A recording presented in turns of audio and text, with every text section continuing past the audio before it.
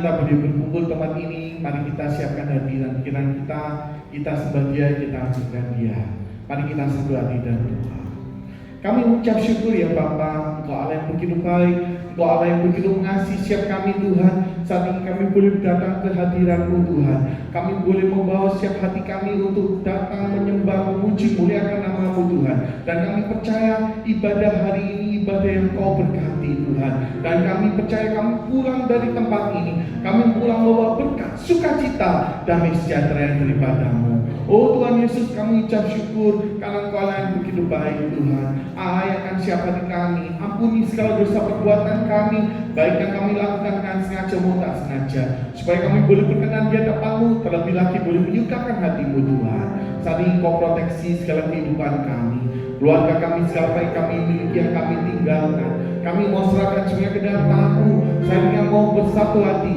Jika ada kuasa kegelapan, roh jahat, kuasa kedagingan, segala yang ada roh yang tidak berkenan di hadapan-Mu yang ingin mengganggu persekutuan kami dengan Kau, saat ini kami mau bersatu hati. Kami ikat patahkan hancurkannya di dalam nama Tuhan Yesus Kristus.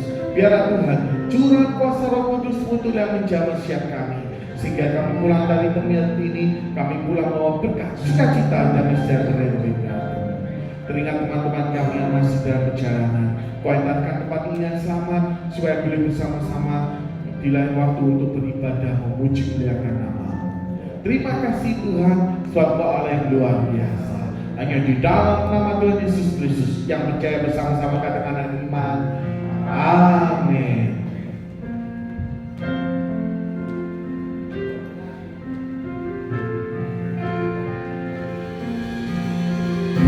Tak selalu Tuhan menjawab doa, namun Dia beri yang terbaik di waktu yang tepat.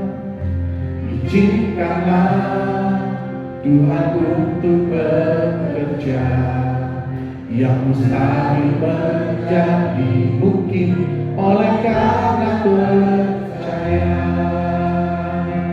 Yesus mendengar lebih dari yang kudoakan. Yesus menjawab lebih dari yang kuharapkan. Dengan caranya di waktu yang tepat, ku kan melihat Dia jadikan semua.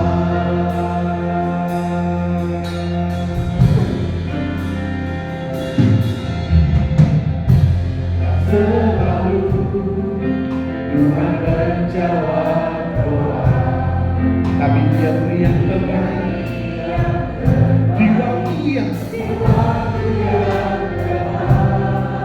Izinkanlah Tuhan untuk bekerja, yang mustahil menjadi mungkin oleh karena iman percaya. Yesus mendengar lebih dari yang kudoakan. Yesus menjawab lebih dari yang kuharapkan. Dengan caranya di waktu yang tepat, ku kan melihat Dia jadikan semua. Oh, Yesus mendengar lebih dari yang kuharapkan. Yesus menjawab lebih dari yang kuharapkan. Dengan caranya di waktu yang tepat, ku kan melihat Dia jadikan semua. Oh, Yesus mendengar lebih dari yang kudoakan. Yesus menjawab lebih dari yang kuharapkan. Dengan caranya di waktu yang tepat,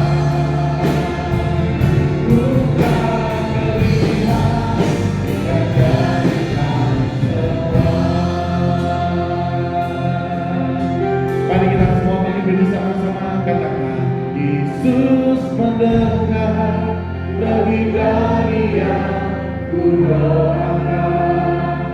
Yesus menjawab lebih dari yang kuharapkan.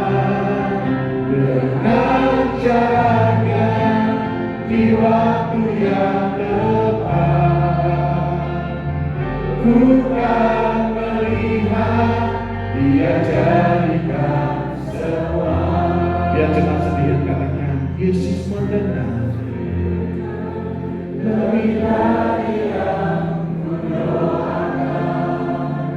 Yesus menjawab lebih dari yang kuharapkan. Dengan caranya di waktu yang tepat, bukan melihat Dia jadikan semua. Sekali lagi bersama-sama, Yesus mendengar lebih dari yang kudoakan. Yesus menjawab lebih dari yang kuharapkan. Dengan caranya di waktu yang tepat, ku kan melihat Dia jadikan semua. Yesus mendengar lebih dari yang kudoakan. Yesus menjawab lebih dari yang kuharapkan. Dengan caranya di waktu yang tepat, bukan melihat Dia jadikan semua. Bukan melihat Dia jadikan semua. Bukan melihat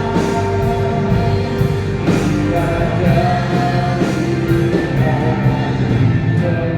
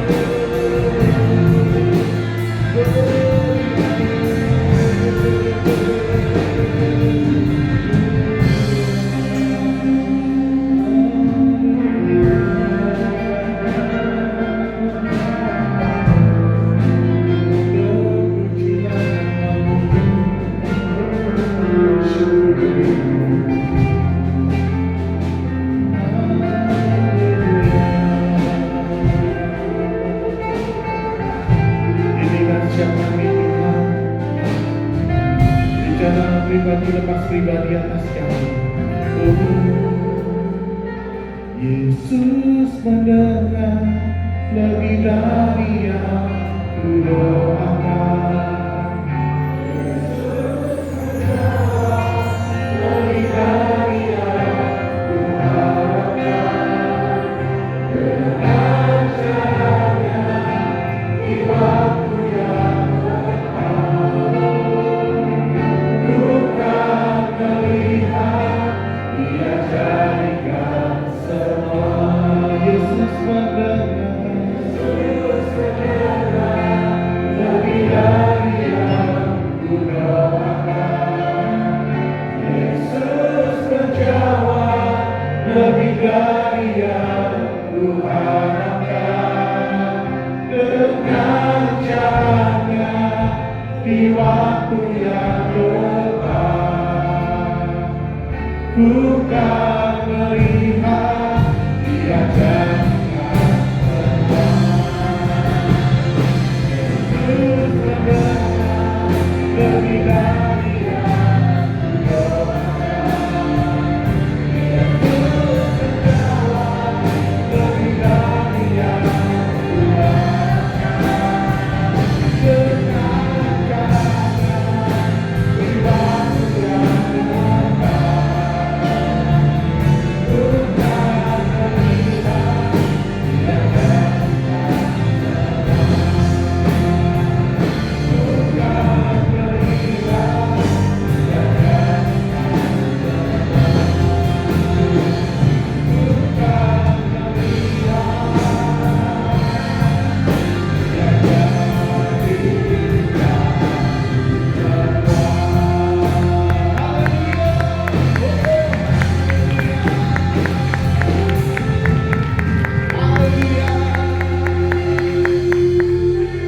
Kami percaya Tuhan segenap hati kami percaya Engkau yang sanggup melakukan segala mujizat Tuhan, yang mustahil menjadi mungkin, itu semua karena Engkau. Dan saat ini kami mau bersuka cita karena Engkau Tuhan, sebab Engkau Allah yang luar biasa.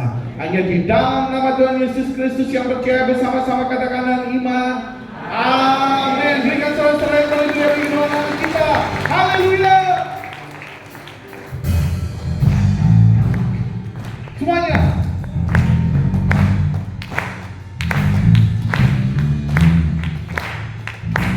Glory. Semuanya.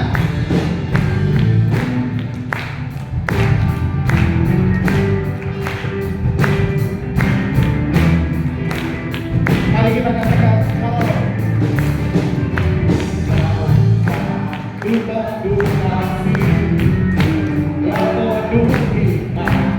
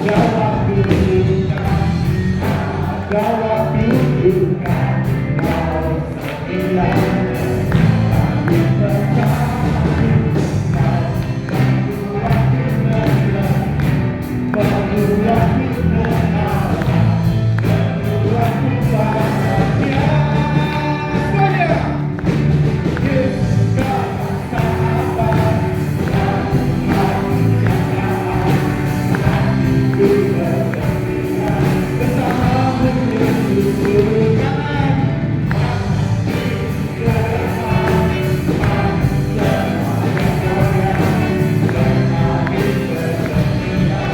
sukacita dalam Yesus.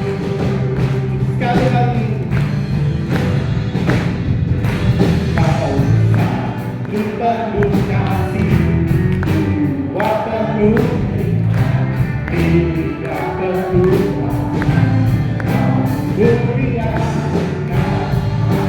ada waktu duka, ada waktu duka, kau setia bersamaku, kau bantu aku tersedih, bantu aku tertawa, bantu aku bahagia. Yesus kau sahabat dan hati-hati, hatiku tergembira bersamamu Yesus. Kaki ke depan, bergoyang, kaki bergembira, sukacitamu dalam Yesus. Semuanya, Yesus kau sahabat dan hati-hati, hatiku bergembira bersamamu Yesus. Kaki ke depan, bergoyang, kaki bergembira, sukacitamu dalam Yesus. Semuanya, dengan hey, semuanya, hey, haleluya, semuanya, hey, hey, katakan Yesus kaulah, Yesus kaulah sahabat Tuhan, hatiku tergembira bersamamu Yesusku. Kaki ke depan, hati bergoyang, kami bergembira, sukacitaku. Yesus kaulah sahabat dan hati-hati, hatiku bergembira bersamamu Yesusku. Kaki ke depan, hati bergoyang, kami bergembira, sukacitaku dalam Yesus. Sukacitamu dalam Yesus. Sukacitamu dalam Yesus. Haleluya. Amin. Ada sukacita buat ini, tapi kanan saudara, berikan saudara yang paling mulia kita. Haleluya. Sebentar kita akan berkati oleh firman Tuhan dan kita akan menikmati pejabat kudus. Mari kita siapkan hati kita lebih lagi.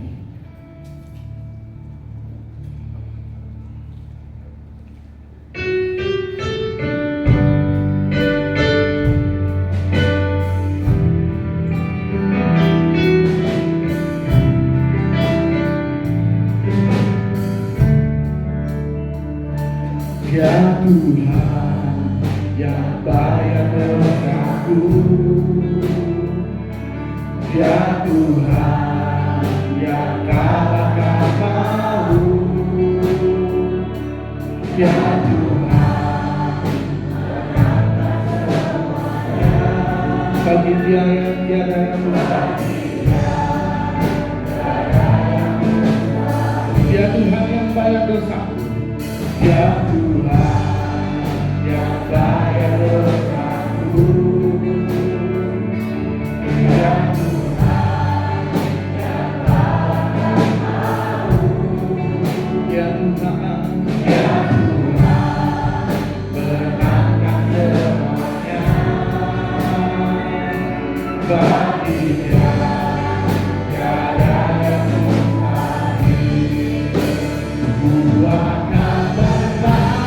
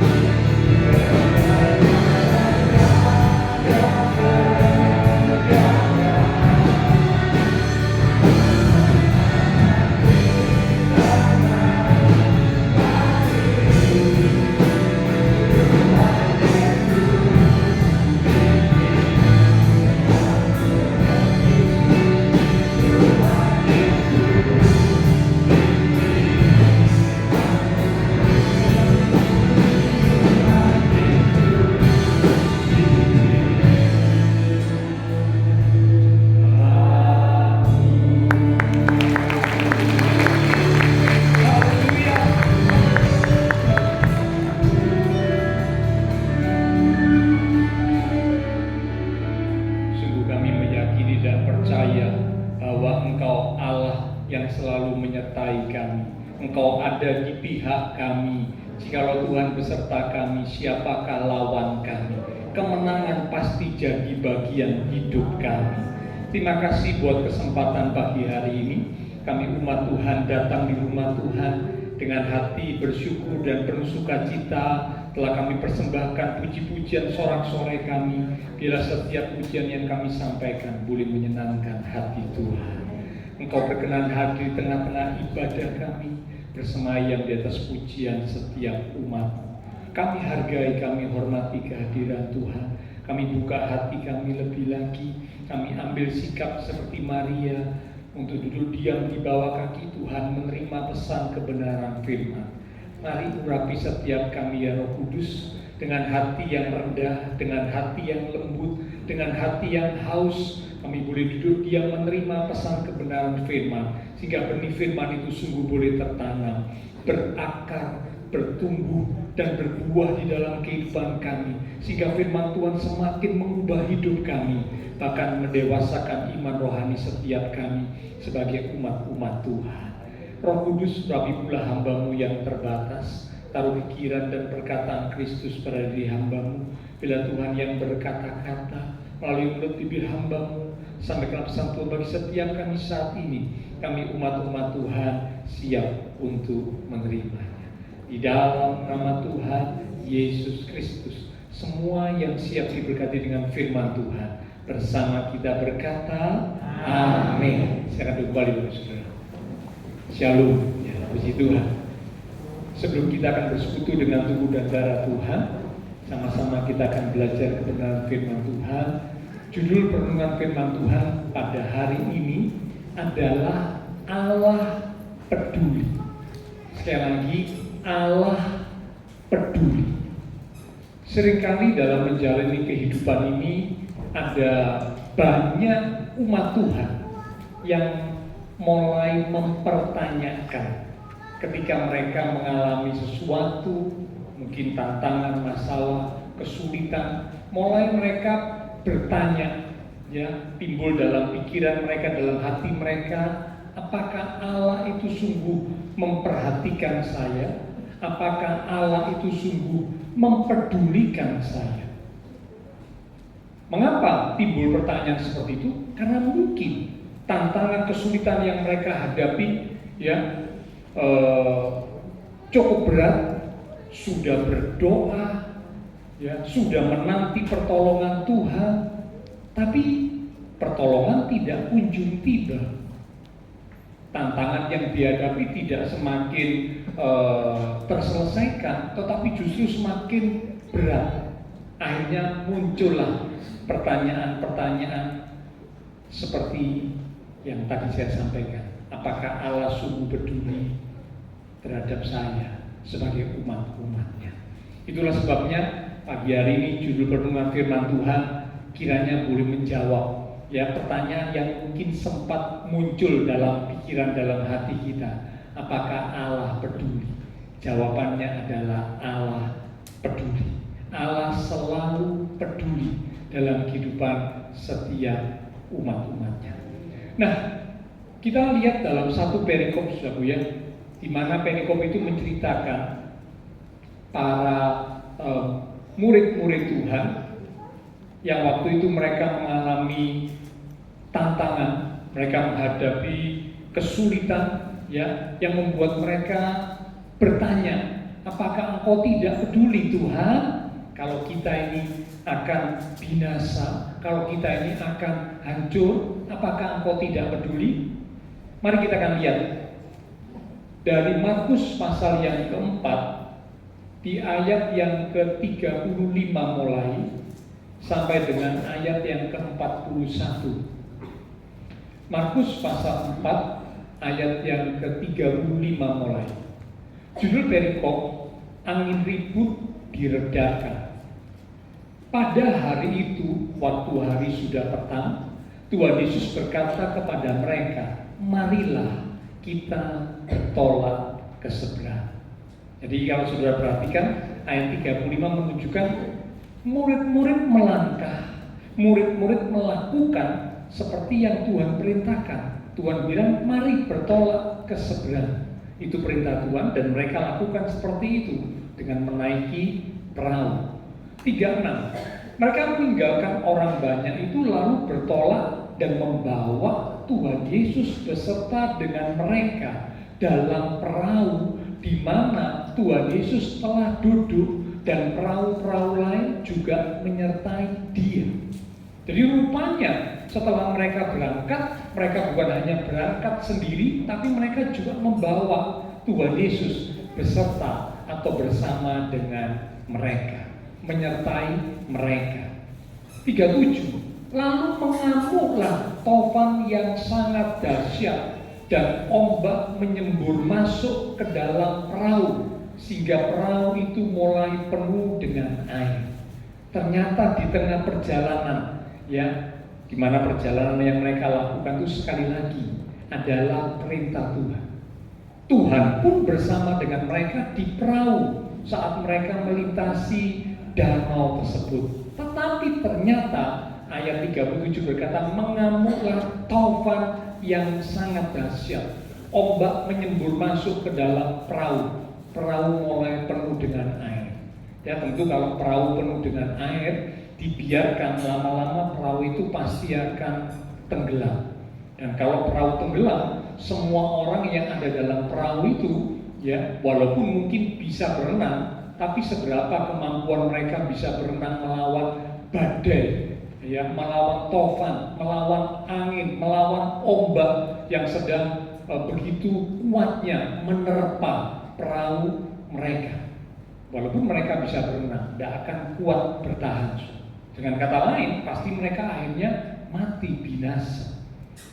38. Pada waktu itu Tuhan Yesus sedang tidur di buritan di sebuah tilam Maka murid-muridnya membangunkan dia dan berkata kepadanya, perhatikan kalimat ini, Guru, engkau tidak peduli kalau kita binasa. Ini yang sering ya tadi saya katakan menjadi pertanyaan. Mungkin belum terucap dalam perkataan kita, tapi ada di pikiran kita, di hati kita ketika menghadapi tantangan seperti yang dihadapi oleh para murid. Tuhan, tidakkah engkau peduli kalau kami binasa?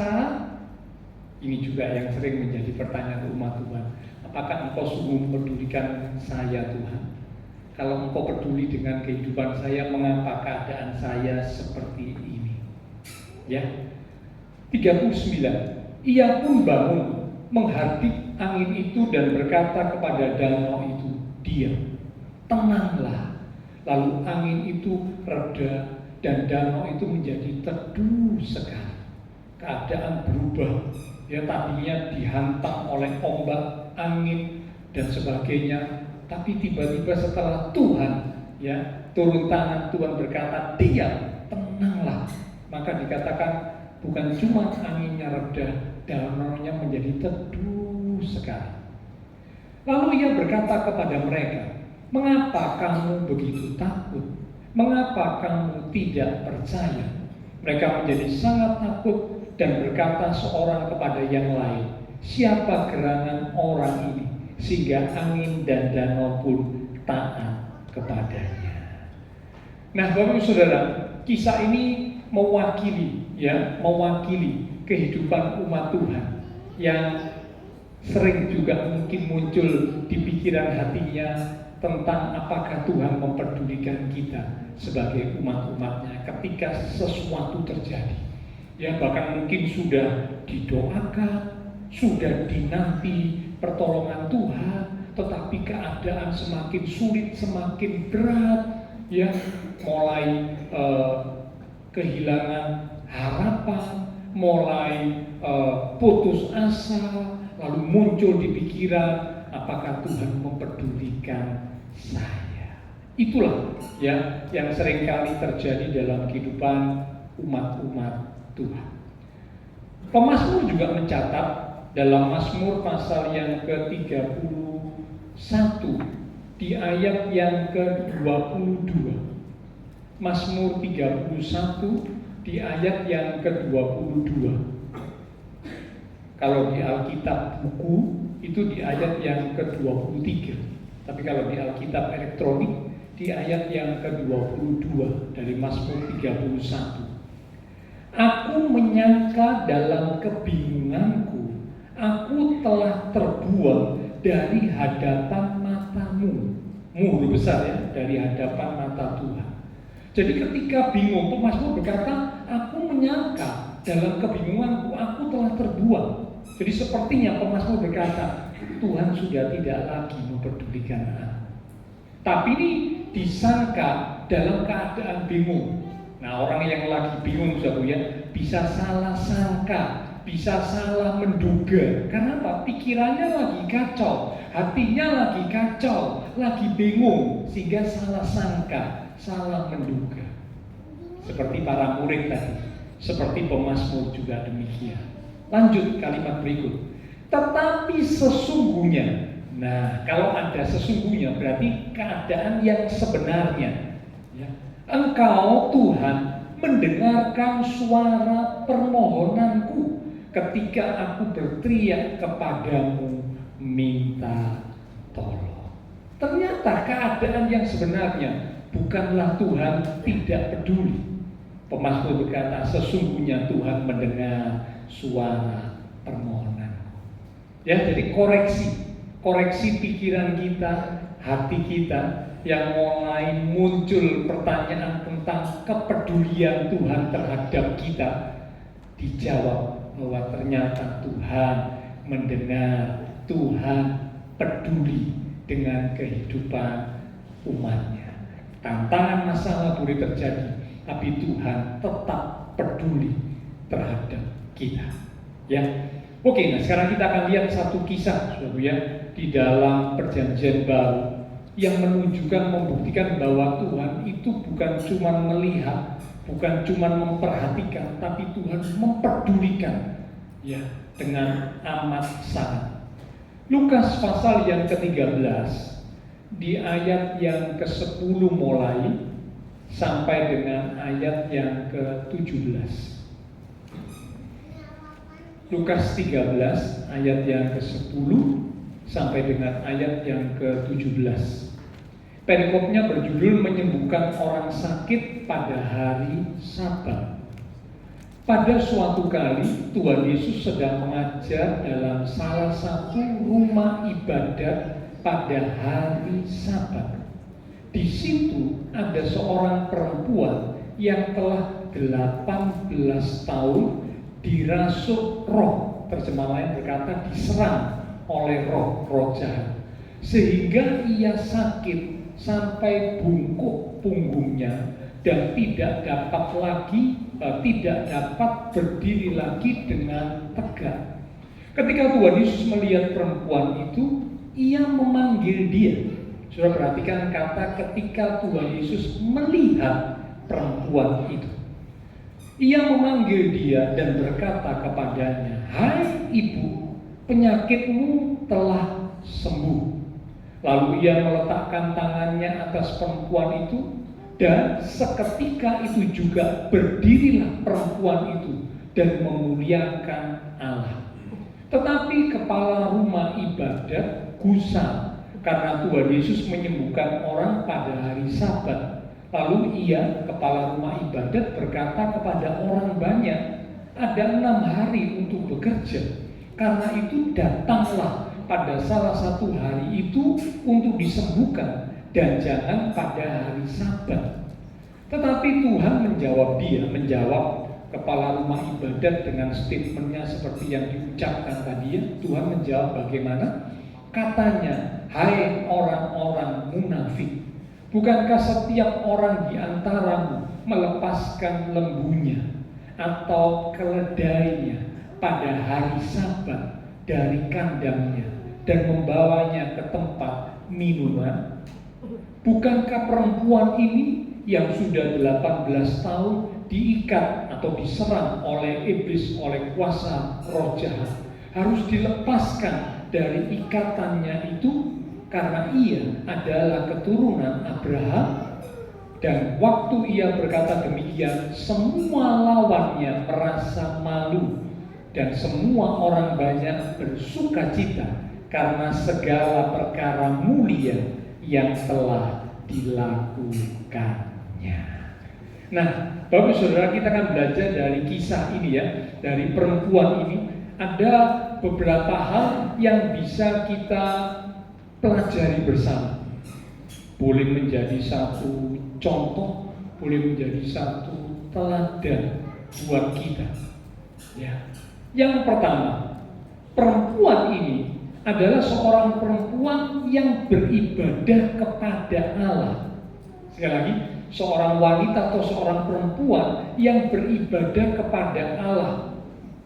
Kalau dilihat kondisinya dari cerita yang kita baca tadi, sebenarnya perempuan ini, wanita ini memiliki alasan, ya, bahkan alasan yang kuat untuk tidak pergi beribadah ke bait Allah. Dia punya alasan.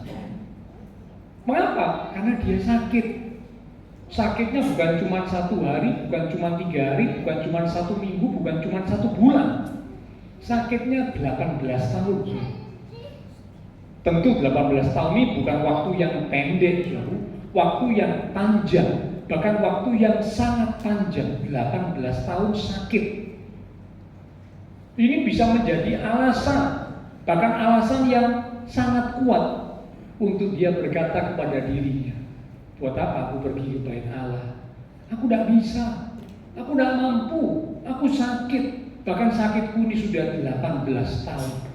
Jadi karena itu aku putuskan, sudah, aku tidak pergi ke bait Allah." Sebenarnya bisa. Ini menjadi alasan yang masuk akal, alasan yang logis, alasan yang bisa diterima secara pikiran manusia. Karena sakit, maksud Tuhan tidak ngerti loh. Tuhan kan pasti ngerti. Orang lain kepala rumah ibadah, semua pasti ngerti kalau saya tidak datang, saya sakit kok. Maklumlah. Ya, itu bisa menjadi alasan, bahkan alasan yang kuat. Nah, namun ternyata perempuan ini tidak demikian. Meskipun dia sakitnya 18 tahun lamanya, namun Alkitab mencatat dia tetap pergi beribadah. Ini bukanlah hal yang mudah, ya. Tentu kalau kita bisa merenungkan dengan baik, kita bisa berempati dengan baik, ini bukan hal yang mudah. Seringkali kita umat Tuhan baru sakit sedikit, pusing gitu, aduh, wes aku gak pergi beribadah lah, lain kali saja, minggu depan saja. Ya. Lah, apalagi kalau sakitnya berat, sudah pasti tidak pergi ya. Tapi perempuan ini luar biasa loh, sakit 18 tahun, sakit dalam kurun waktu yang sangat panjang. Namun dia memaksa dirinya ya untuk tetap pergi beribadah. Dia berjuang untuk pergi beribadah. Dan tentu ya perjuangan yang dilakukan oleh perempuan ini, wow, perjuangan yang berat. Dia harus melawan rasa sakitnya, dia harus melawan rasa malunya. Orang kalau bungkuk ini kan kalau jalan juga malu, ya. Dilihat oleh orang sekitar, mungkin ada yang mencemooh, ada yang mencibir, ada yang mengejek, ada yang menghakimi dan sebagainya. Dia harus berjuang melawan berbagai macam hal seperti itu, ketika dia berangkat pergi ke ibadah, tempat orang banyak sedang berkumpul untuk beribadah. Dia berjuang dengan hal seperti itu, tetapi dia tetap melakukannya. Karena dia menyadari bahwa ibadah adalah hal yang penting. Ibadah adalah hal yang utama di dalam hidupnya. Ya, ini hal yang pertama yang kita bisa belajar dari perempuan Yusuf. Dia adalah seorang yang beribadah kepada Allah. Kesakitan, kesulitan tidak merintangi, tidak menghalangi untuk dirinya tetap beribadah kepada Allah. Ya, ini satu contoh, satu teladan yang baik. Ya. Yang kedua, Alkitab mencatat perempuan ini mengalami sakit bungkuk itu atau kebungkukan itu akibat serangan dari roh jahat, serangan dari iblis. Sebenarnya sasaran iblis yang paling utama dalam hidup umat Tuhan itu adalah menyerang jiwa dan roh. Itu yang paling utama sasarannya iblis. Ya, jadi sasaran iblis ketika menyerang kehidupan umat Tuhan, sasaran paling utama itu adalah menyerang jiwa, menyerang roh umat Tuhan. Supaya apa? Kalau jiwanya umat Tuhan terserang oleh iblis, jiwanya, rohnya umat Tuhan bisa diserang oleh iblis dan akhirnya bisa dikalahkan oleh iblis, maka umat Tuhan itu akan menolak Tuhan. Umat Tuhan itu akan meninggalkan Tuhan. Umat Tuhan itu akan murtad. Umat Tuhan itu tidak akan lagi percaya kepada Tuhan. Karena apa? Jiwanya, rohnya sudah kena serangan iblis. Dan memang berapa banyak umat Tuhan, bahkan pelayan Tuhan, yang tadinya mungkin bersemangat, bersungguh-sungguh dalam Tuhan, tapi karena sesuatu hal yang terjadi, lalu iblis menyerang lebih lagi, membedekkan panah apinya lebih lagi, kena jiwa atau roh dari umat Tuhan ini, kena didikan serangan dari iblis. Akhirnya apa? Dia berkata, sudah, aku tidak lagi percaya kepada Tuhan. Sudah, aku tidak lagi melayani Tuhan. Percuma, sia-sia. Sudah, aku tinggalkan Tuhan. Aku melayani Tuhan, aku datang kepada Tuhan, aku percaya kepada Tuhan. Toh hidupku seperti ini, keadaanku seperti ini. Sementara ada orang lain yang tidak percaya kepada Tuhan, mereka baik-baik saja. Mereka jauh lebih baik daripada saya keadaannya. Karena itu sudah, saya tinggalkan Tuhan. Nah, sasaran serangan iblis yang paling utama dalam hidup umat Tuhan sebenarnya itu adalah jiwa dan roh dari umat Tuhan. Itu sasaran utama. Ya. Tetapi kalau jiwa dan roh tidak bisa diserang, iblis akhirnya menyerang juga tubuh. Iblis akhirnya menyerang juga tubuh dari umat Tuhan. Saudara ingat ya kisahnya Ayub. Ketika Ayub diberkati Tuhan luar biasa, Allah bangga dengan kehidupan Ayub karena Ayub bukan hanya hidup dalam berkat Tuhan, tapi Alkitab mencatat Ayub juga seorang yang saleh, ya, menjauhi kejahatan, hidupnya benar. Nah itu Alkitab berkata begitu ya. Nah alam bangga melihat Ayub sebagai umatnya bukan hanya karena berkat yang Ayub miliki, tapi karena keadaan iman, keadaan rohani, hidup benar yang dilakukan oleh Ayub, hidup saleh, takut akan Tuhan. Begitu Allah bangga, begitu bangganya sampai ketika iblis ya berkomunikasi dengan Allah, ya, Allah berkata, engkau tidak melihat hambaku Ayub, seorang yang begitu saleh, takut akan Tuhan, menjauhi kejahatan. Allah membanggakan Ayub di hadapan iblis. Lalu iblis berkata, ya, dia bisa begitu karena Tuhan memberkati. Dia bisa begitu karena engkau melimpahkan berkat-Mu. Coba kau cabut berkat yang ada dalam hidupnya. Dia kan nanti akan mengutuki Allah. Dia nanti kan akan meninggalkan engkau. Dia tidak lagi percaya kepada. Lalu Tuhan berkata, baik, sekarang aku serahkan, ya, ini engkau untuk menyerang. Ini Ayub, hambaku yang setia, hambaku yang hidup benar, tetapi jiwanya, rohnya tetap ada dalam genggaman. Tapi tubuhnya bisa diserang. Dan singkat cerita, wah, iblis mulai melakukan serangan. Ya, serangan yang pertama, orang-orang di sekitar Ayub dengan hartanya. Ya, hartanya habis, orang-orang di sekitarnya, anak-anaknya mati, ya. Dan lalu yang terakhir, kesehatan fisik Ayub dari kepala sampai kaki diserang oleh buruk-buruk yang parah. Nah, ini juga membuktikan bahwa iblis itu sebenarnya sasaran utamanya ingin menghancurkan jiwa, roh dari umat Tuhan supaya tidak lagi percaya. Tapi ya itu karena Tuhan yang memproteksi, tidak bisa, jiwa rohnya tidak bisa diserang. Yang bisa serang hanya cuma tubuhnya. Nah, wanita ini juga sama, ya.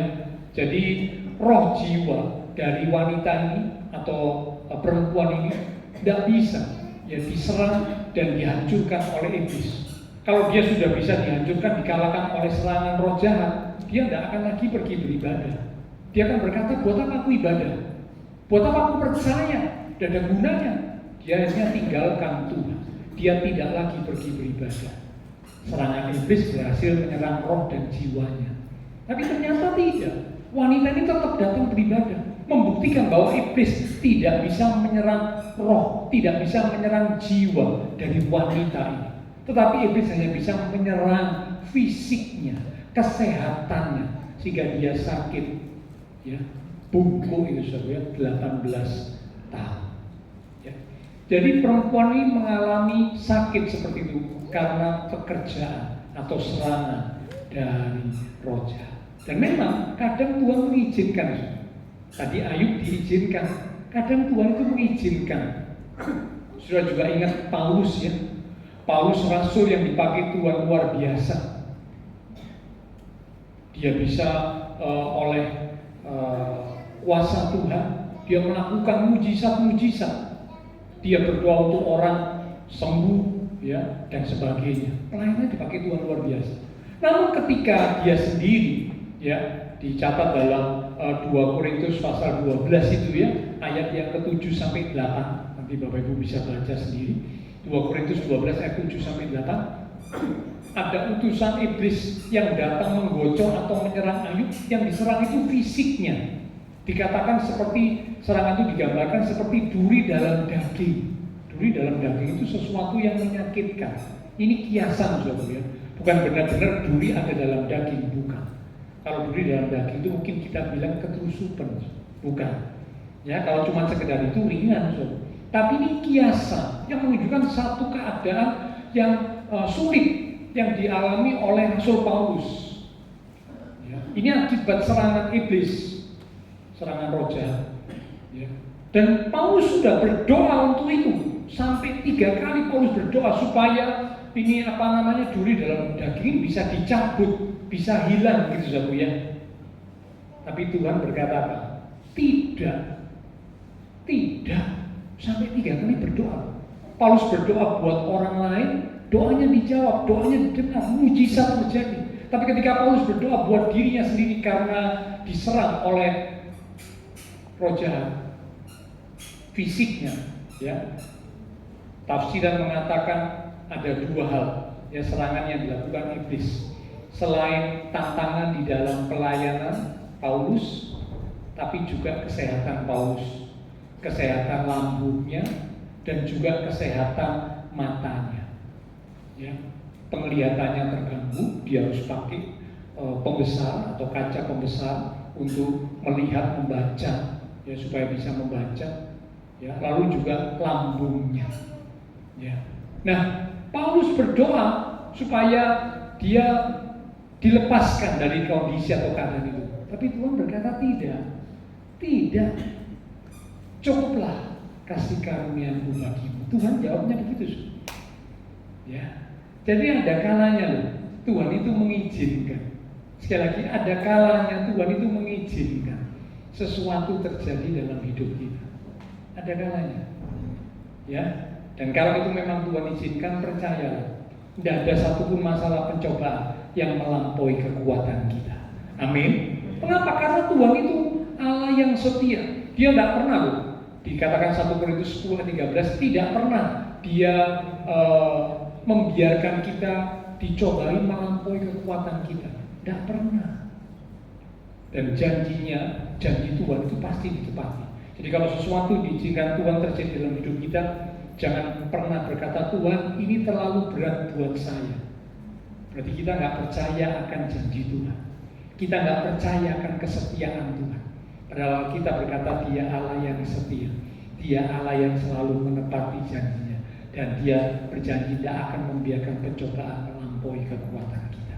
Dan kalau diizinkan terjadi, tetap kita percaya ini masih ada dalam batas kekuatan kita. Bahkan Tuhan sendiri berjanji untuk menolong kita, memberi kekuatan, dan hanya juga memberikan jalan keluar, jalan kemenangan buat kita. Ya, jadi ini kondisi perempuan yang kedua. Dia meskipun diserang oleh roh jahat, tapi jiwanya, rohnya tetap, ya, bisa menang, bisa merdeka, tidak diikat, dikalahkan oleh roh jahat, tidak. Cuman fisiknya saja. Tapi itu tidak menghalangi dia untuk tetap bisa datang beribadah. Berikutnya, dicatat dalam ayat ini, perempuan ini akhirnya mengalami kesembuhan. Penyakit yang sudah diderita oleh perempuan ini begitu lama, mungkin sudah membuat perempuan atau wanita ini sudah tidak peduli lagi dengan penyakitnya. Awalnya mungkin dia ingin sembuh, ya, dia berharap untuk bisa sembuh. Tapi karena mungkin sudah menderita sakit cukup lama, 18 tahun, mungkin pikirannya atau harapannya sudah tidak ada lagi tentang kesembuhan itu, sudah tidak. Dia berkata, ya sudah, tidak apa-apa, aku menerima, kira-kira begitu. Ya, karena sudah lama dalam keadaan sakit seperti itu, sudah lama. Jadi mungkin dia sudah melupakan harapannya untuk bisa sembuh, itu sudah lupa, ya, karena sudah lama dalam keadaan seperti itu. Tetapi kita lihat di sini betapa kepedulian Tuhan yang begitu luar biasa terhadap perempuan ini. Saat perempuan ini datang beribadah, ada di rumah ibadah, dicatat oleh Alkitab, Tuhan memperhatikan perempuan ini. Dan Alkitab tidak mencatat perempuan ini datang kepada Tuhan lalu ngomong, Tuhan, saya minta disembuhkan. Tidak ada. Kalau saudara baca perikop ini, tidak ada. Di kisah ini, tidak ada kata-kata dari perempuan itu datang kepada Tuhan lalu berkata, Tuhan sembuhkan saya. Di kisah-kisah yang lain memang ada, ya, orang-orang datang minta disembuhkan Tuhan, ada. Tapi kita baca di kisah ini, ya, kisah perempuan ini yang 18 tahun sakit bungkuk ini, ya. Dia tidak ada datang kepada Tuhan saat Tuhan Yesus sedang mengajar di depan itu, lalu dia datang, dia tersungkur, dia berkata, Tuhan tolong aku, sembuhkan aku. Tidak ada omongan seperti itu. Tapi Tuhan yang melihat dan memperhatikan perempuan ini. Ini satu hal yang menunjukkan bahwa Tuhan itu tahu apa yang kita butuhkan. Sekali lagi, Tuhan itu tahu persis apa yang kita perlukan. Bahkan Tuhan mengetahui, Tuhan mengenal diri kita lebih daripada kita mengenal diri kita sendiri. Ya, saya ulang, saudara. Tuhan mengenal diri kita. Tuhan mengetahui persis keadaan diri kita secara lengkap lebih daripada kita mengenal diri kita sendiri. Ada enggak di antara Bapak Ibu yang pernah satu kali ini bingung dengan dirinya sendiri?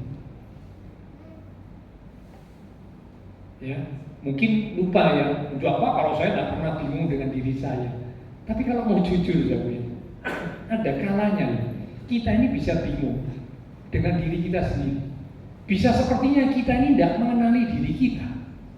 Kita mungkin setelah melakukan sesuatu ini lalu kita merenung gitu ya, kita berpikir, kita bilang, aku kok bisa ngelakuin kayak gini ya? Aku kok bisa berkata seperti ini? Aku kok bisa bersikap seperti ini? Aku kok bisa bertindak seperti ini? Kenapa ya? Nah, ini kan, tidak sadar, tidak mengenali dirinya sendiri, sampai setelah berucap, setelah bertindak, loh, kaget loh, saya kok bisa lakukan atau berkata seperti itu ya? Nah, jadi kita pun belum tentu mengenali diri kita secara utuh, secara lengkap, belum tentu. Apalagi kalau mengenali orang lain, nah sudah pasti, ya sudah pasti. Karena itu suami istri untuk tetap berjuang membangun pengenalan satu dengan yang lain, ya, makin lebih lagi itu penting, ya, membangun kehidupan keluarga rumah tangga itu terus dilakukan sampai maut memisahkan. Gak ada istilah, oh kalau saya sudah kenal sama pasangan saya sampai luar dalam, Pak. Gak ada, kalau mau jujur siapa sih yang bisa mengenal pasangannya luar dalam komplit? Kalau mengenal diri kita saja seutuhnya belum kok, apalagi mengenal pasangan kita. Orang lain kan bicara tentang bukan diri kita kan, orang di sekitar kita. Bagaimana mungkin mengenal pasangan kita seutuhnya? Mengenal diri kita saja seutuhnya belum kok. Ya, nah karena itu perlu terus berjuang untuk membangun rumah tangga sampai maut memisahkan kita. Kalau berhenti berjuang membangun rumah tangga, bahaya. Rumah tangga bisa retak, rumah tangga bisa kacau, rumah tangga bisa hancur. Karena itu berapa banyak kehidupan keluarga rumah tangga yang hancur. Karena mereka berkata, lah kami ini sudah Pak, saya ini ya dengan istri, dengan suaminya, kami ini sudah saling mengenal satu dengan yang lain, ya. Kami ini sudah dewasa. Karena itu lalu merasa sudah dewasa, sudah cukup mengenal satu dengan yang lain, lalu berhenti untuk membangun hubungan, membangun rumah tangga yang baik. Ya akhirnya sampai pada satu titik retak. Entah itu karena kehadiran orang ketiga atau faktor-faktor yang lain. Dan ini terbukti, bukan cuma orang di luar sana loh yang rumah tangganya retak. Sekarang ini banyak loh anak-anak Tuhan yang rumah tangganya retak. Bahkan pelayan-pelayan Tuhan yang rumah tangganya retak. Mengapa? Karena mereka tidak hati-hati, mereka tidak waspada. Mereka merasa bahwa dirinya sudah kuat, dirinya sudah dewasa, dan sebagainya. Oke ya, kita kembali. Jadi Tuhan mengenal keadaan diri kita. Tuhan mengenal diri kita lebih daripada kita mengenal diri kita sendiri. Itulah sebabnya saat Tuhan melihat perempuan itu, meskipun perempuan itu tidak berucap apa-apa, perempuan itu tidak datang tersungkur dan minta disembuhkan, tapi Tuhan melihat, Tuhan memperhatikan, Tuhan tahu apa yang jadi kebutuhan perempuan ini. Itulah sebabnya justru Tuhan Yesus yang berinisiatif. Sekali lagi, justru Tuhan Yesus yang berinisiatif, ya, memanggil perempuan itu disembuhkan oleh Tuhan. Ini menunjukkan betapa kepedulian Tuhan terhadap umatnya. Mazmur 33, kita lihat sebentar. Mazmur 33 ayat 18 sampai dengan 19. Mazmur 33 ayat 18 sampai 19. Sesungguhnya mata Tuhan tertuju kepada mereka yang takut akan Dia, yang takut akan Tuhan, kepada mereka yang berharap akan kasih setianya, yang tetap berharap mengandalkan Tuhan, untuk melepaskan jiwa mereka daripada maut dan memelihara hidup mereka pada masa kelaparan. Alkitab berkata, mata Tuhan tertuju kepada umatnya yang takut akan Tuhan, kepada umatnya yang senantiasa berharap, percaya, dan mengandalkan Dia. Nah, mari Bapak Ibu Saudara, kita mau belajar jadi umat Tuhan yang tetap hidup takut akan Tuhan. Takut ini bukan ketakutan, tapi takut bicara tentang menghormati Tuhan. Ya, takut akan Tuhan, berharap tetap kepada Tuhan, ya, mengandalkan Tuhan. Ya, karena situ ayat ini berkata mata Tuhan tertuju kepada umat Tuhan yang kondisinya seperti itu. Ya, nah jadi akhirnya mujizat terjadi, kesembuhan terjadi atas inisiatif Tuhan Yesus, bukan doa atau permintaan dari wanita. Ya, benarlah satu ayat berkata bahwa Tuhan sanggup melakukan lebih daripada yang kita doakan atau pikirkan.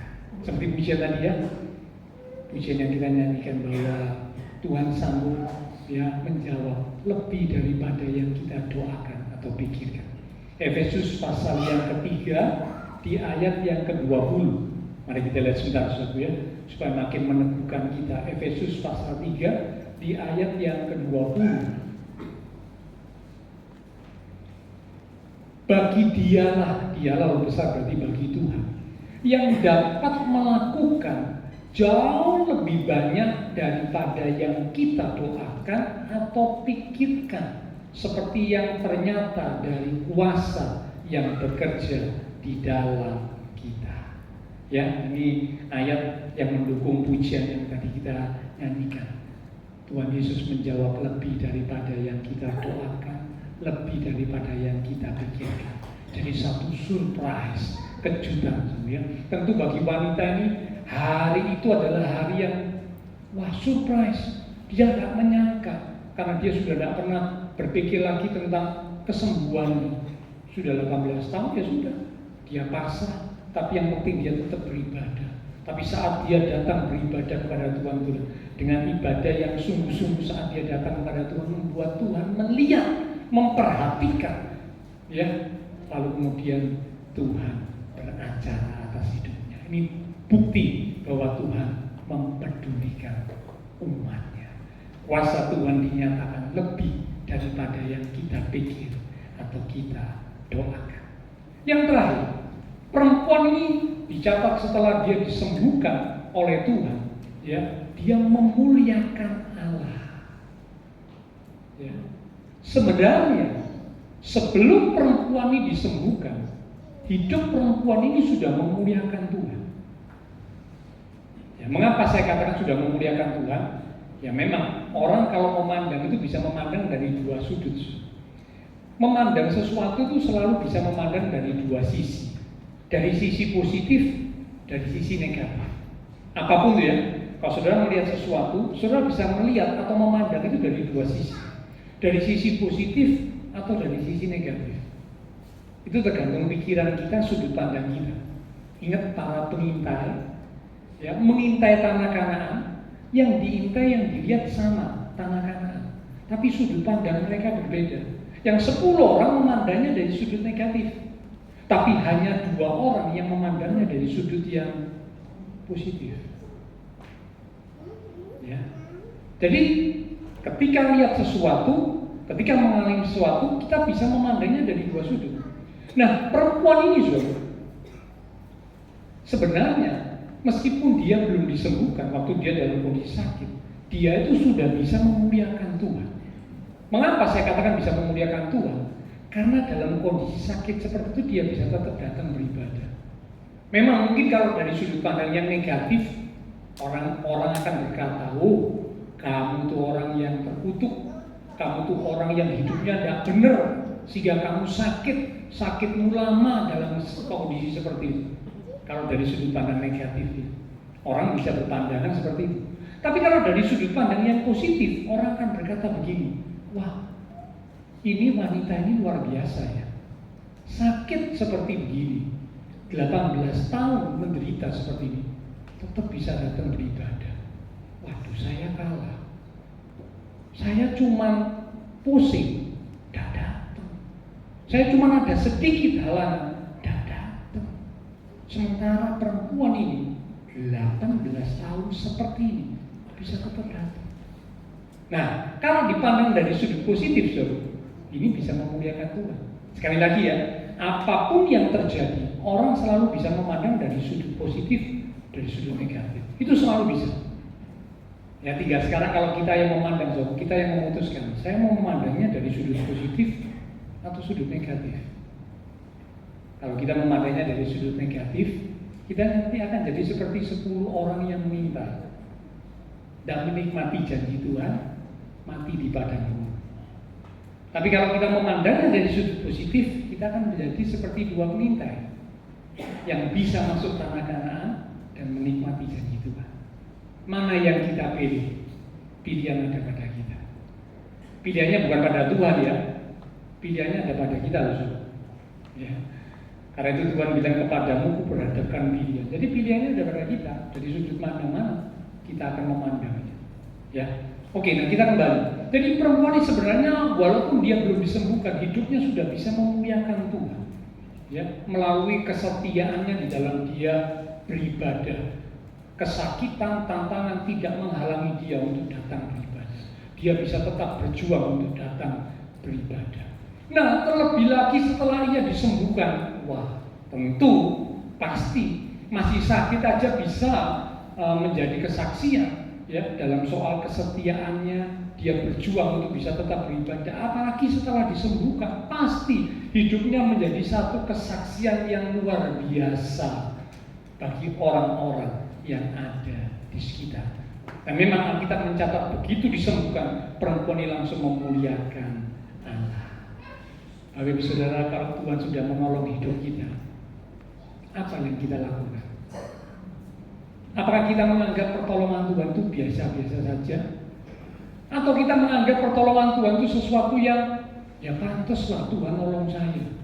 Loh aku ki anake kok mosok gak ditolong. Kalau sudah ditolong ya sudah ya pantas ya biasa wajar. Cuman gitu saja. Atau kita bisa bersyukur, berterima kasih dan memuliakan Tuhan. Sekali lagi, pilihan ada pada kita. Kalau sudah ditolong Tuhan, apa yang akan kita lakukan berikutnya? Perempuan ini jadi teladan, ditolong Tuhan, dia langsung memuliakan. Ya, jadi Bapak Saudara, dari kisah ini kita boleh belajar bahwa ternyata Allah itu peduli dengan kehidupan umatnya.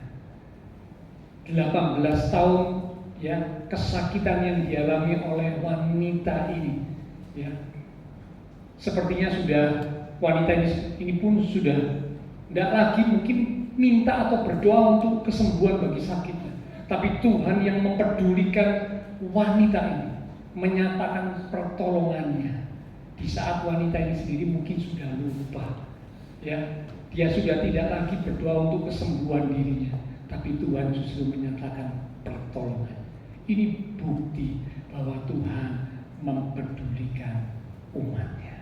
Jadi karena itu mari kita mau jadi umat Tuhan yang senantiasa tetap percaya, ya, tetap percaya, tetap berserah penuh kepada Tuhan.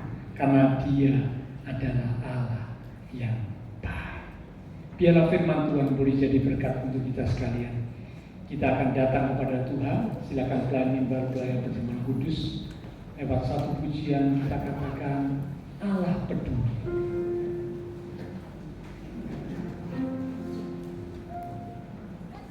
Banyak perkara yang tak dapat ku mengerti, mengapakah harus terjadi, bila kehidupan ini satu perkara yang ku simpan dalam hati. Tiada sesuatu kan terjadi tanpa Allah peduli. Allah mengerti. Allah mengerti. Allah peduli segala persoalan yang kita hadapi. Tak pernah dibiarkannya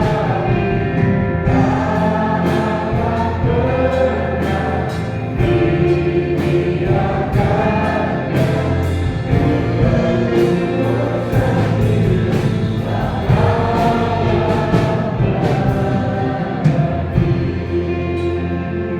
Mari cuma terus dikatakan banyak perkara.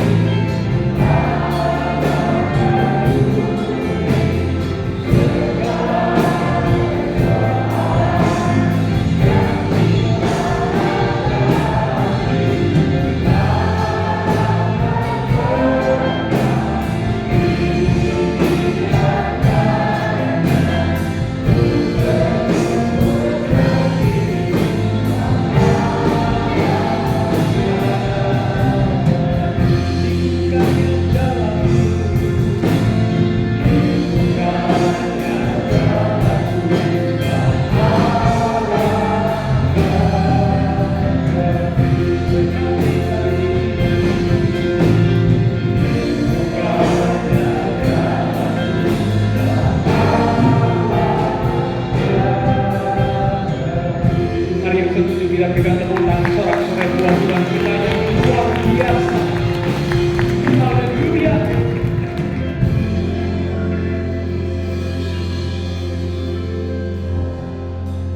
Biarlah firman Tuhan dan pujian yang baru kami sampaikan menjadi jawaban buat kami. Kalau mungkin ada di antara kami mulai berpikir, mulai bertanya dalam hati, apakah sungguh Tuhan mempedulikan saya?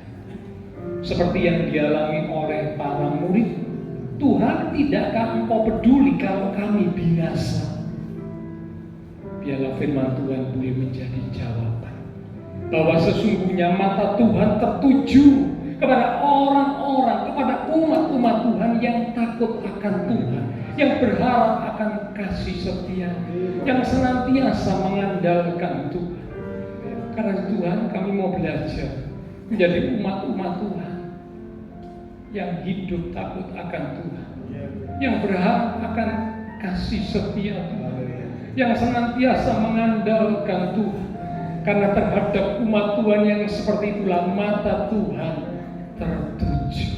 Engkau memperhatikan, Engkau mempedulikan. Terima kasih Tuhan.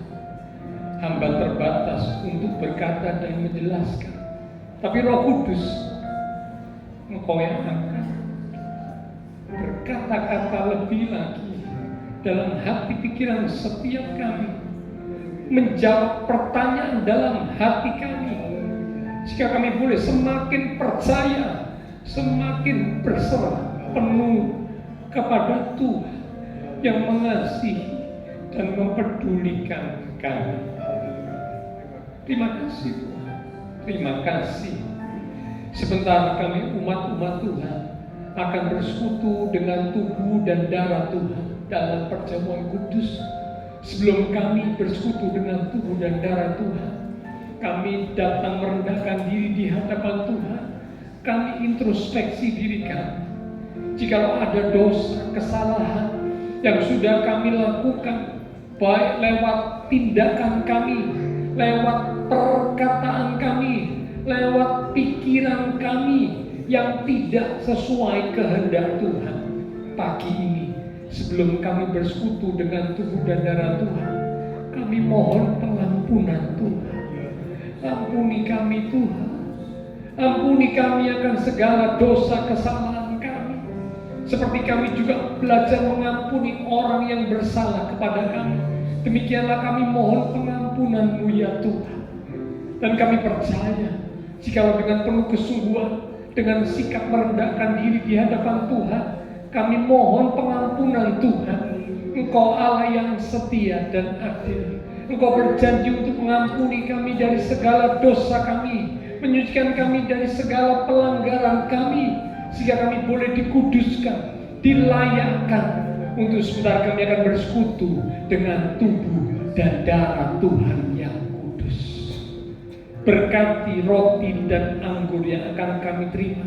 Biarlah melalui persekutuan dengan tubuh dan darah Tuhan, iman setiap kami semakin diteguhkan, kepercayaan kami kepada Tuhan semakin kokoh, semakin kuat, tidak tergoyahkan. Urapi setiap hamba-hamba-Mu yang akan melayani. Dengan hati yang siap, kami akan menerima tubuh dan darah Tuhan yang kudus. Dalam nama Tuhan Yesus Kristus kami sudah berdoa.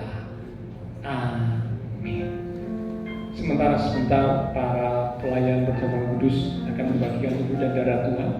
Lewat satu pujian kita katakan,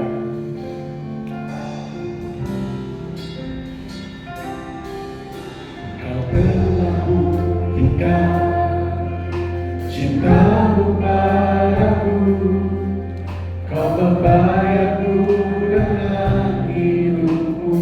Ku bersyukur yang ada padaku, semuanya milikmu. Ku persembahkan seluruh hidupku di pesta-Mu.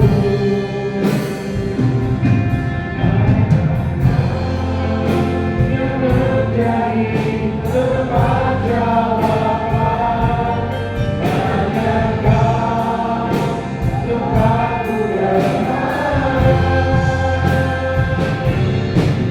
Berjalan bersama-Mu, ku takkan goyah.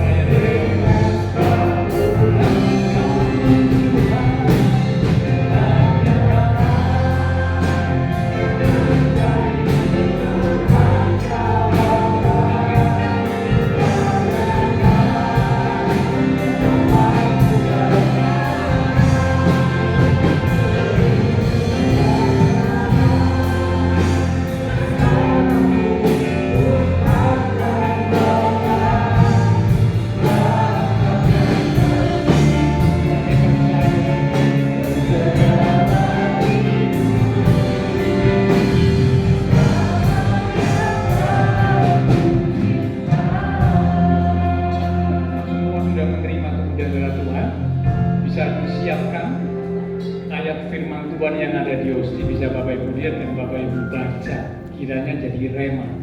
Oke, semua sudah dapat ya, tidak ada yang terlewatkan. Hanya Kau yang menjadi jawaban, hanya Kau tempatku berjalan. Bersamamu ku takkan goyah, sebab tangan kasih-Mu tersedia bagiku. Selamanya Kau ku cinta, hanya Kau yang menjadi tempat jawaban.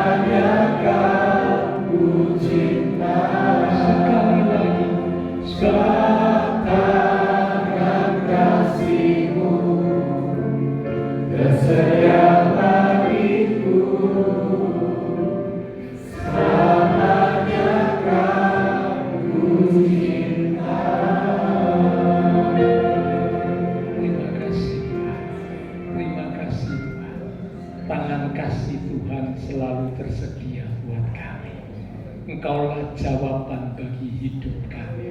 Terima kasih Tuhan Yesus, terima kasih kami umat-umat-Mu siap untuk bersekutu dengan tubuh dan darah Tuhan yang kudus. Kami percaya kebenaran, kekudusan Tuhan telah melingkupi setiap kami dan melayakkan kami. Dengan hati yang siap, segenap pikiran tertuju kepada korban Kristus di atas kayu salib. Mari Bapak Ibu Saudara kekasih-kekasih Tuhan, kita angkat roti yang adalah tubuh Tuhan lebih tinggi dari kepala kita. Kita akan dengarkan firman Tuhan yang terambil dari 1 Korintus pasal yang ke-11 di ayat yang ke-23 mulai. Demikian firman Tuhan. Sebab apa yang telah kuteruskan kepadamu telah aku terima dari Tuhan, yaitu bahwa Tuhan Yesus pada malam waktu Ia diserahkan mengambil roti, dan sesudah itu Ia mengucap syukur atasnya. Ia memecah-mecahkannya dan berkata, inilah tubuhku yang diserahkan bagi kamu. Perbuatlah ini menjadi peringatan akan aku. Saudara, roti yang telah dipecah-pecahkan, dan sebentar kita akan makan bersama-sama. Bukankah ini adalah persekutuan dengan tubuh Kristus? Amin. Mari kita akan makan bersama-sama, katakan dengan iman, dalam nama Tuhan Yesus Kristus.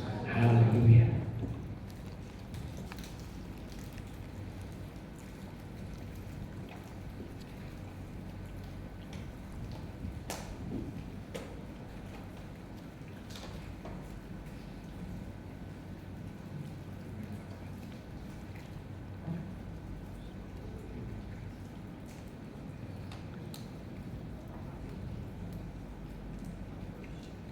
Terima kasih Tuhan. Terima kasih untuk persekutuan dengan tubuh. Terima kasih Tuhan. Mari sekarang kita angkat cawan lebih tinggi dari kepala kita. Kembali kita akan dengar firman Tuhan.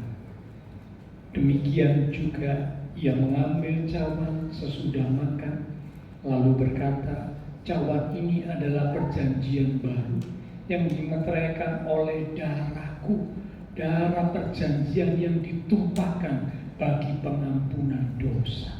Perbuatlah ini setiap kali kamu meminumnya menjadi peringatan akan aku. Saudara, cawan yang telah kita mintakan berkat atasnya, dan sebentar kita akan minum bersama-sama. Bukankah ini adalah persekutuan dengan darah Kristus? Amin. Mari kita akan minum bersama-sama, katakan dengan iman, dalam nama Tuhan Yesus Kristus. Haleluya.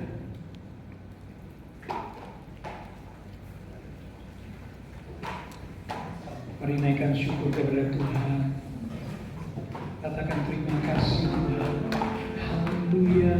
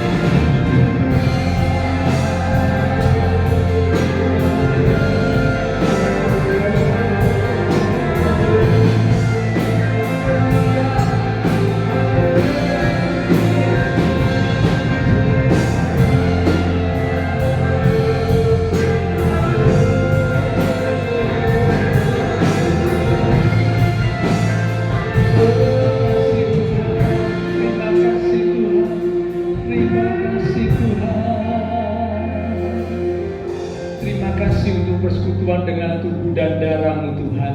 Kami percaya pagi hari ini melalui persekutuan dengan tubuh dan darah Tuhan, maka kekuatan, kasih, kuasa-Mu sudah mengalir dalam hidup kami, sehingga yang sakit boleh disembuhkan, yang lemah dikuatkan, yang susah dihiburkan. Bahkan yang sedang menghadapi masalah pergumulan, biarlah iman kami tetap teguh. Kami boleh tetap percaya bahwa Engkau Allah yang memperhatikan dan mempedulikan kami. Engkau tidak pernah meninggalkan kami sendiri. Pertolongan pasti dinyatakan tepat pada waktunya. Terima kasih Tuhan Yesus. Terima kasih. Berkat Tuhan dilimpahkan atas setiap umat-umat Tuhan.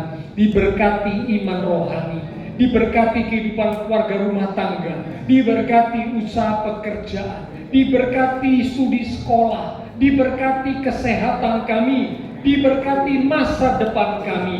Tuhan berjanji menyediakan masa depan yang indah, penuh dengan pengharapan. Terima kasih Tuhan, terima kasih semua yang sudah melayani persembahan yang dipersembahkan, apapun yang dilakukan setiap umat Tuhan, karena mengasihi Tuhan, Allah sumber segala berkat akan memberkati kembali dan terus memakai hidup kami untuk kami boleh berkarya bagi Tuhan, bagi kemuliaan Tuhan.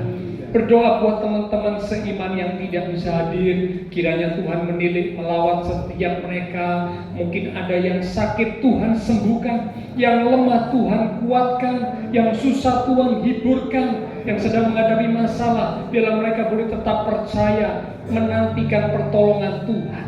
Terima kasih Tuhan. Kami berdoa pula memberkati bangsa negara kami Indonesia, pemimpin-pemimpin bangsa kami, kota kami Surabaya, demikian juga tetangga lingkungan sekitar gereja Tuhan. Memberkati setiap jemaat Tuhan yang berulang tahun sepanjang minggu ini. Biarlah melalui pertambahan usia yang Tuhan beri, membawa kami semakin sungguh-sungguh di dalam Tuhan. Terima kasih Tuhan. Setelah selesai ibadah, kami akan berpisah satu dengan yang lain, kembali ke keluarga rumah tangga kami, kembali ke aktivitas kami. Biarlah segala berkat, anugerah, damai, sukacita yang melimpah dari Allah Bapa Surgawi, kasih Tuhan Yesus Kristus, dan persekutuan dengan kuasa Roh Kudus akan terus memimpin menuntun langkah kehidupan setiap kita. Itu terus mulai kita sekalian mulai pagi ini sampai Maranatha Tuhan Yesus datang kembali. Di dalam nama Tuhan Yesus Kristus, semua yang percaya diberkati Tuhan. Mari bersama dengan iman kita berkata, amin. Tuhan berkati kita.